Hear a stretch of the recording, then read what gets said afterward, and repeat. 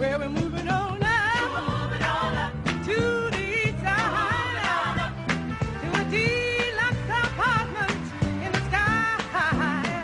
Moving on up to the east side. We finally got a piece of the pie. Coming up, if you don't live in a major metro area, you might want to pack your bags. Years ago, moving to the suburbs was a sign that you were making a better life for yourself and your family.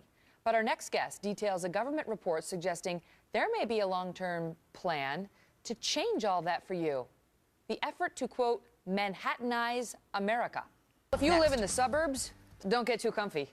Our next guest says the Obama administration has plans to push Americans slowly but surely out of the burbs and into the big cities as a means to, quote, spread the wealth around.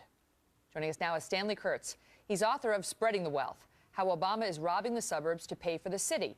And this isn't based on your book, this claim. This is based on something you actually saw President Obama and the administration do last week. Explain, Stan. Well, that's right, Megan. It looks like President Obama's plans to fight global warming are going to hurt America's suburbs.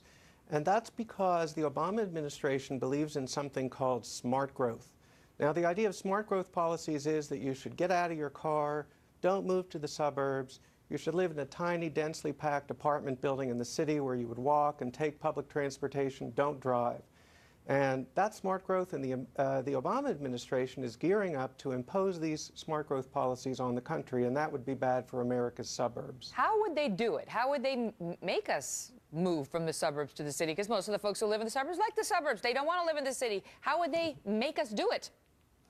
Well, there's several plans, Megan, and part of the idea is just to stop people from moving out to the suburbs in the first place. But in the end, it might even get some people who are living in suburbs to head to the cities.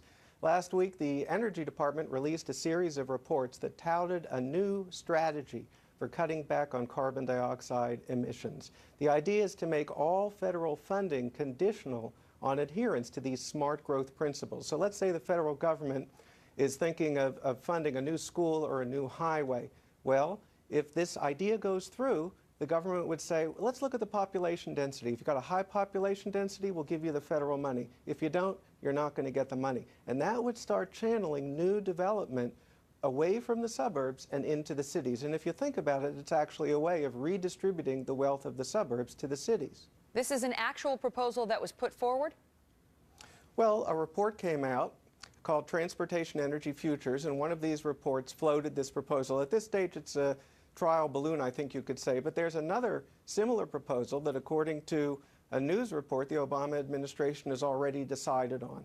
And that is that the Obama administration, for the first time, is going to tell every agency of the federal government to consider carbon dioxide emissions before they give environmental approval to big projects. And that could mean big delays, big challenges, maybe even the elimination of some, say, highway construction projects out into the suburbs. So if you want to have that traffic congestion relieved on your suburban commute, or maybe opening up a new area for suburban development with a highway, that could be delayed and possibly even blocked by these new regulations. And that, again, would tend to channel development away from the suburbs and back to the cities. Now, you talk in your piece, which was posted on National Review Online, about how, yes, of course, this focuses in part, this initiative that's been proposed focuses in part on greenhouse gas emissions and making the environment more green, and, you know, your carbon footprint when you live in a little 800 square foot apartment in Manhattan is much, much smaller than if you live in, you know, a 3,000 square foot home in the burbs. So that's clear. That could be one of the goals. But you also say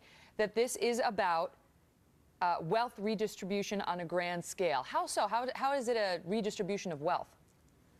Well, that's what I talk about in the book, Megan. If you go back to Obama's whole political history, people don't realize it, but he's been a big backer of a movement called regionalism.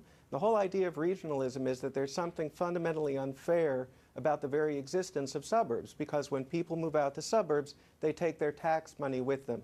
And President Obama and some of the people he used to work with in his political career believed that that was somehow unfair to the cities. So if you put in these smart growth policies and you say it's all about carbon dioxide and global warming, you still are channeling all that federal money, which comes from all of our taxes after all, into the cities and away from the suburbs. And that's a way of redistributing wealth from the suburbs to the cities. And in the minds of these advocates of regionalism that Obama has always worked with, this is a way of redistributing money back away from the suburbs and into the cities. But you still, I mean, you still have the same crop of people. So if you're forcing folks who live in the suburbs to eventually move back into the city, or people who live in the city not to move out to the suburbs, it's still the same people. You're not going to change their political worldview. You're not going to change their voting habits necessarily.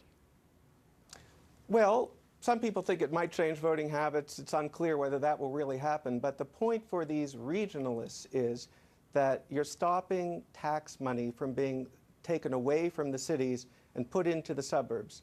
These regionalists think that there's something fundamentally unfair about that. So what they first want to do is get taxpayers back to the cities so that their money can go into the coffers of those city governments and not the suburban governments. And maybe the politics will take care of itself after that. You call it an effort to Manhattanize America. And a lot of our viewers won't like the thought of that, since there's a reason they've chosen not to live in Manhattan, and it's not just the, you know, lockjam traffic at rush hour and the taxi cabs and the pollution and all that. Sorry, Mayor Bloomberg, but you know what I'm talking about.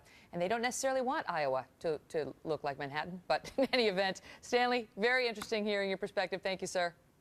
Thank you, Megan. What you want?